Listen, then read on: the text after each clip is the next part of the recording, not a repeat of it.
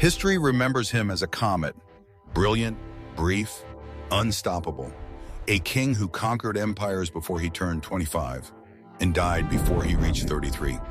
But Alexander the Great didn't just chase victory, he carried an idea, the belief that the world could be connected, not only by armies, but by roads, trade, and shared culture. But what if that idea survived? What if Alexander lived long enough to shape not just the battlefield, but the world itself? A realm stretching from Greece to India, not as scattered lands ruled by quarreling generals, but as a unified and functioning civilization. Welcome to ChronoShift. Now we step into a timeline where Alexander doesn't fall to fever, but rises from it with a new purpose: to build, stabilize, and transform. By 323 BCE, Alexander stood at the height of human power. He had toppled the Persian Empire, the greatest superstate of its age.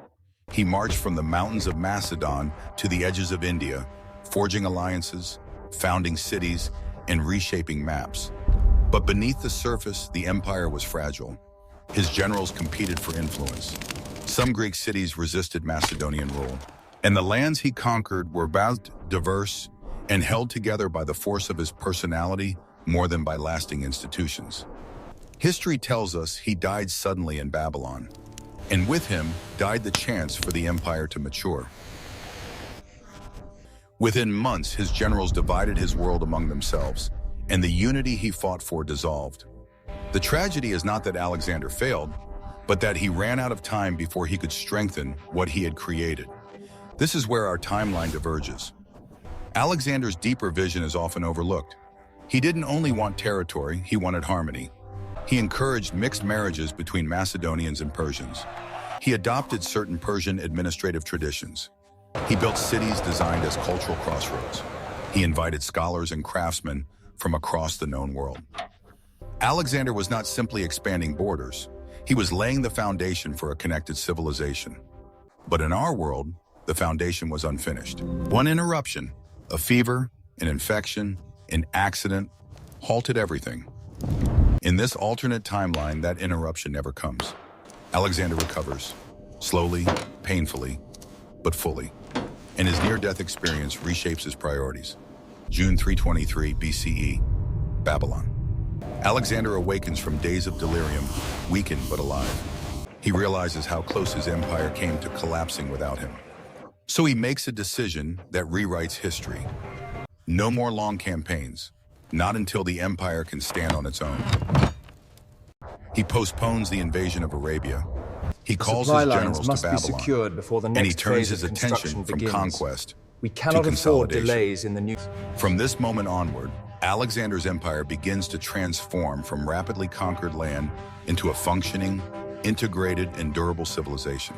Years 1 to 5, securing the empire.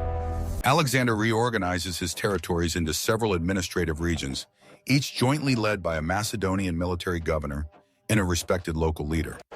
This shared authority reduces resistance and builds trust. He strengthens the road networks connecting Greece, Egypt, Mesopotamia, and the Indus Valley. Merchants move more safely. Messages travel faster. Goods flow in every direction.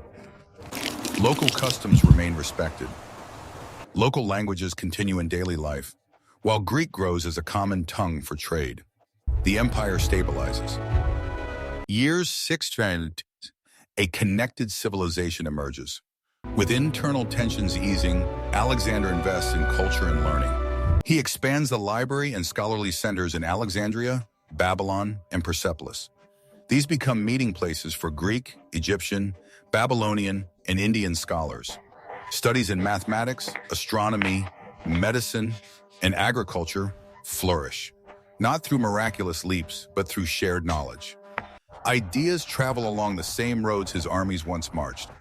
He also standardizes coinage and weights, making long-distance trade easier. Harbors become busier. Caravans cross deserts with greater security. Distant communities begin to feel part of a larger world.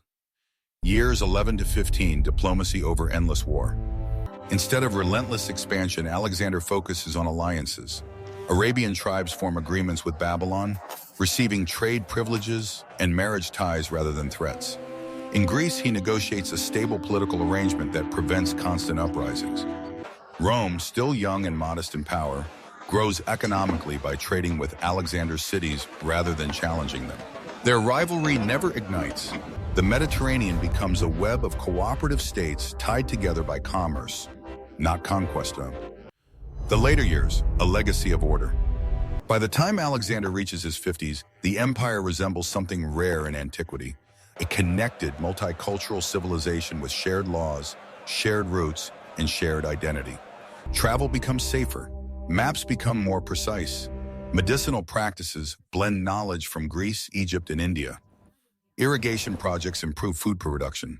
Stone archives, scholarly halls, and public gathering spaces spread through major cities.